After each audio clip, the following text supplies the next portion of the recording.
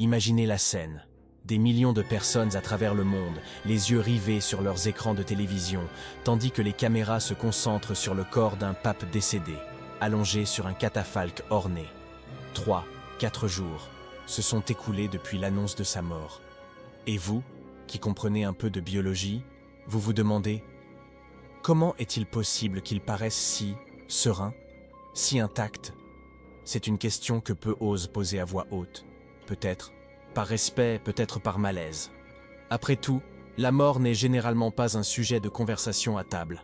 Mais c'est précisément cette curiosité qui nous emmène aujourd'hui dans un voyage fascinant à travers l'intersection entre science, religion et tradition. Car, croyez-moi, maintenir un corps préservé pendant des jours, surtout sous des lumières chaudes et exposé à l'air, est beaucoup plus complexe qu'il n'y paraît. Pensez à ce qui arrive à un fruit lorsque vous le laissez hors du réfrigérateur pendant quelques jours. Maintenant, imaginez le défi de préserver quelque chose infiniment plus complexe, un corps humain. Et pas n'importe quel corps, mais celui de l'une des figures les plus importantes et les plus observées de la planète. C'est là qu'intervient une fascinante combinaison de techniques anciennes et de sciences modernes. Pendant des siècles, l'Église catholique a géré ce dilemme d'une manière qui aujourd'hui semblerait pour le moins curieuse. Saviez-vous qu'autrefois, un cardinal spécifique, appelé Camerlingue, frappait littéralement 3 fois le front du pape avec un petit marteau d'argent, l'appelant par son nom de baptême pour confirmer le décès? Cela ressemble à une scène tout droit sortie d'un film médiéval, mais c'était une procédure officielle. Si le pape ne répondait pas à l'appel, surprise, il était déclaré mort. Ce rituel du marteau n'était pas une simple superstition. C'était une façon cérémonielle de reconnaître que même l'homme le plus puissant de l'Église était, après tout, soumis aux mêmes lois biologiques que chacun d'entre nous. C'était un moment de transition, l'instant où un leader spirituel devenait un corps qui devait être traité avec une dignité particulière. C'était le déclencheur d'une séquence complexe d'événements qui devait commencer immédiatement. Dans les temps modernes, ce folklorique marteau d'argent a cédé la place à des méthodes plus scientifiques. Aujourd'hui, un médecin du Vatican, actuellement le respecté Dr Andrea Arcangeli, utilise des techniques médicales conventionnelles pour constater le décès.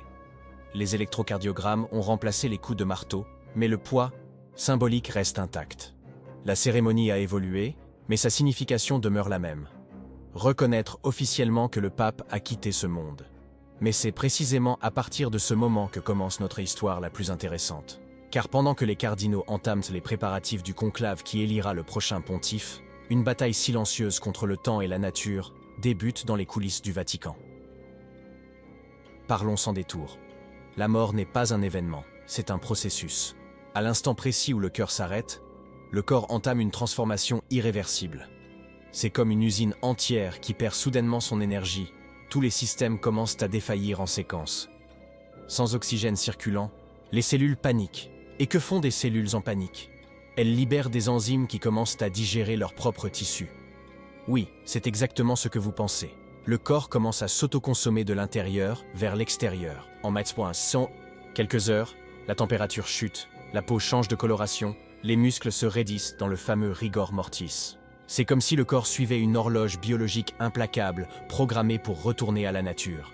Et le plus fascinant, ce processus se produirait même si le corps était complètement isolé dans un environnement stérile. C'est la biologie qui fait son travail final. Mais le véritable spectacle d'horreur microscopique est encore à venir. Ces billions de bactéries qui vivaient paisiblement dans notre intestin, elles sont maintenant incontrôlables. Sans système immunitaire pour les maintenir en ordre, elles commencent à se répandre comme une armée envahissante, digérant les tissus et libérant des gaz qui causent cette odeur caractéristique de la décomposition.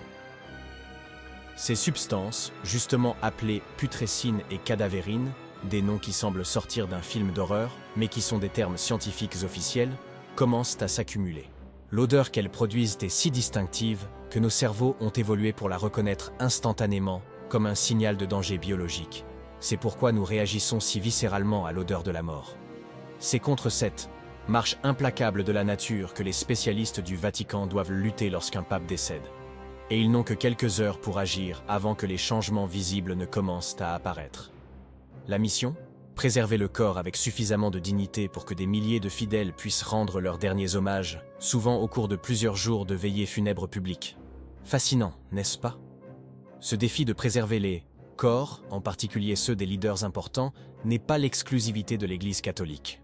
En réalité, les humains tentent de retarder la décomposition de leurs morts depuis des milliers d'années.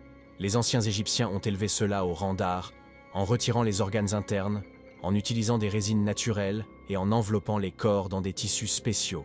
Tout cela pour garantir que le pharaon arrive intact dans l'au-delà. Pour les Égyptiens, préserver le corps n'était pas seulement une question de respect, c'était une nécessité spirituelle. Ils croyaient que l'âme devrait revenir occasionnellement au corps, et le trouver détérioré serait un grave problème théologique. Pas très différent, si l'on y réfléchit bien, de l'idée chrétienne de résurrection, qui valorise également l'intégrité du corps physique. Cette connexion entre le corps et l'âme, entre la matière et l'esprit, imprègne pratiquement toutes les cultures. Et c'est peut-être cette impulsion universelle de nier la finitude physique qui nous a conduits à développer des techniques de préservation de plus en plus sophistiquées. C'est comme si, consciemment ou non, nous essayons toujours de gagner une bataille contre l'inévitable, achetant du temps, littéralement, grâce à la science. Et c'est ainsi que nous sommes arrivés à la Renaissance, période où un certain Léonard de Vinci est entré en scène. Bien au-delà de peindre la Joconde ou de concevoir des machines futuristes, Léonard avait une autre obsession moins connue, le corps humain.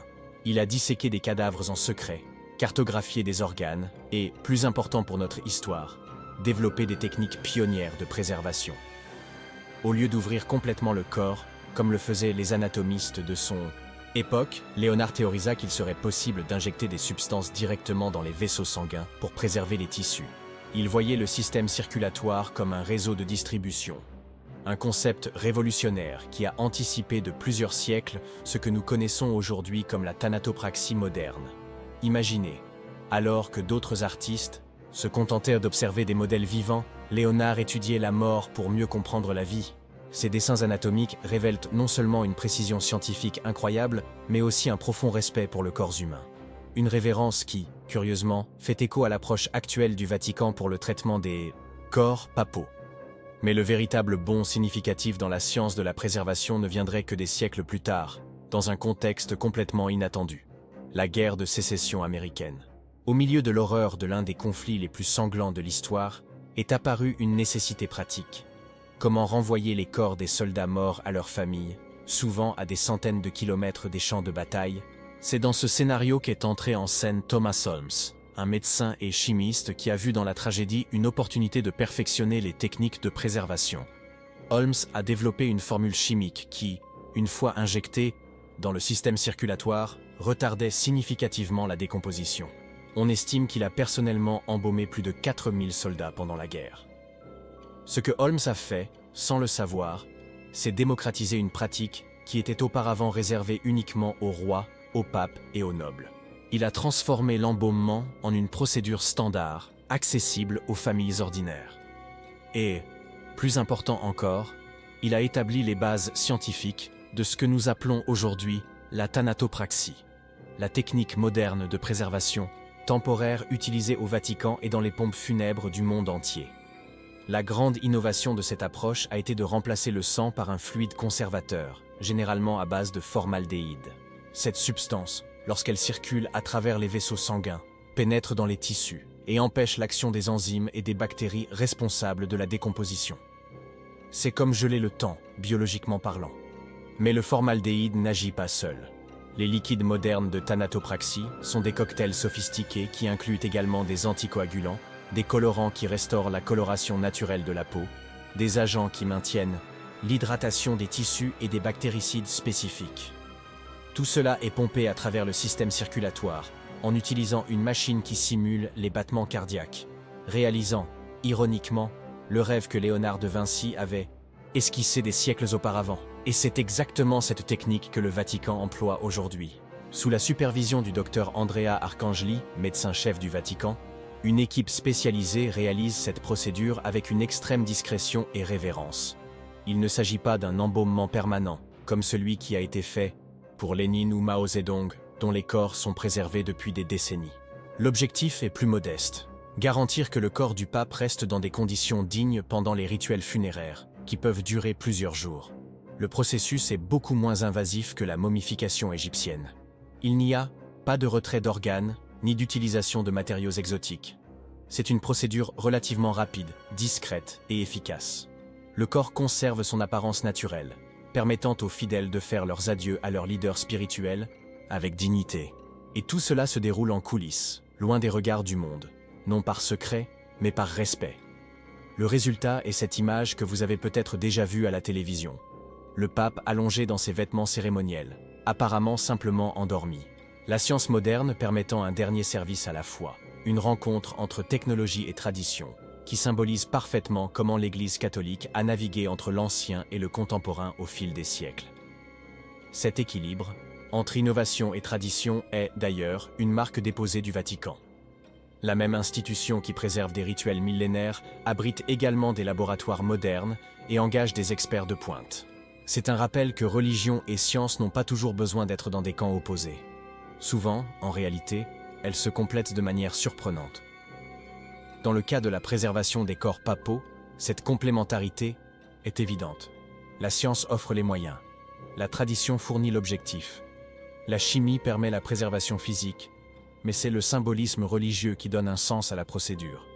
Après tout, pourquoi tant de soins pour un corps qui, selon la théologie chrétienne elle-même, n'est qu'une enveloppe temporaire pour l'âme? La réponse réside dans la valeur du symbole. Le corps du pape n'est pas simplement un ensemble de cellules et de tissus. C'est la manifestation physique d'une lignée qui, pour les catholiques, remonte à Saint-Pierre. C'est le réceptacle qui a contenu l'autorité suprême de l'Église pendant des années ou des décennies. Le préserver avec dignité est une façon d'honorer non seulement l'homme, mais aussi le rôle qu'il a joué pour des millions de fidèles à travers le monde. Il y a aussi un aspect profondément humain dans ce soin. Aussi leader spirituel qu'il soit, le pape est aussi un homme comme les autres, soumis aux mêmes lois biologiques, au même destin physique. La science de la préservation permet que son humanité soit respectée jusqu'à la fin, que son visage conserve la sérénité qui a peut-être été sa marque de son vivant. C'est un dernier geste de respect envers l'individu derrière le titre, mais, aussi fascinantes que soient ces techniques de préservation, il y a quelque chose de paradoxal dans tout cet effort. La science peut ralentir les processus naturels, mais elle ne peut pas les arrêter indéfiniment. Et c'est peut-être précisément cette conscience de l'inévitabilité qui rend le rituel encore plus significatif. La préservation du corps est temporaire, mais ce qui compte vraiment, c'est l'héritage qui demeure. Pensez à Léonard de Vinci, Thomas Holmes ou au docteur Arcangeli lui-même. Leurs corps ont suivi le destin de tous les êtres vivants, mais leur contribution à la science de la préservation continue d'influencer notre approche de la mort. De la même manière, un pape peut quitter ce monde physique, mais ses encycliques, décisions et enseignements continuent de résonner dans l'Église et dans la société bien après que son corps soit retourné à la terre. Et quand on y réfléchit bien, c'est une puissante métaphore pour nous tous. Indépendamment des croyances religieuses ou des positions de pouvoir, nous laisserons tous quelque chose derrière nous. Peut-être que nos corps ne seront pas préservés par des techniques sophistiquées ou exposés dans la basilique Saint-Pierre, mais nos idées, nos actions et notre impact sur la vie des autres peuvent survivre bien au-delà de notre temps biologique. Il est curieux de voir comment un sujet apparemment morbide peut nous conduire à des réflexions si profondes sur la vie, l'héritage et le but. La science qui préserve le corps des papes n'est pas seulement une curiosité technique, c'est un rappel de notre condition humaine partagée, de la tension entre notre finitude physique et notre désir de transcendance. La prochaine fois que vous verrez des images d'un enterrement papal, peut-être les regarderez-vous avec un œil différent. Derrière cette cérémonie solennelle se cache une danse complexe entre nature et science, tradition et innovation. Il y a des coups de marteau symboliques des siècles passés qui résonnent dans les procédures modernes de préservation.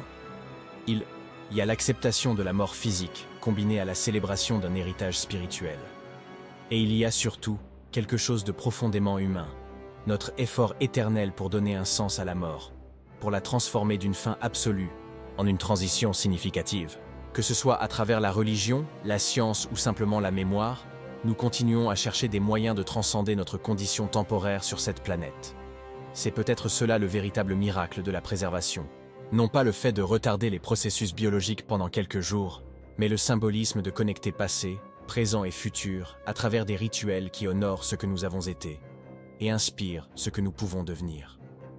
Et vous, avez-vous déjà pensé à votre propre héritage?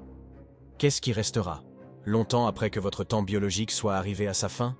Nous n'avons pas besoin d'être pape ou génie de la Renaissance pour laisser une marque significative dans le monde. Parfois, ce sont les influences les plus subtiles, un conseil donné, un exemple vécu, un acte de bonté, qui résonnent à travers les générations. Si ce contenu a éveillé votre curiosité sur la fascinante intersection entre science et tradition, abonnez-vous à la chaîne et activez les notifications. Nous continuerons d'explorer les mystères de l'univers, de l'histoire et de l'esprit humain, toujours avec ce regard qui cherche des connexions là où d'autres ne voient que séparation. Parce que la connaissance n'est que le commencement.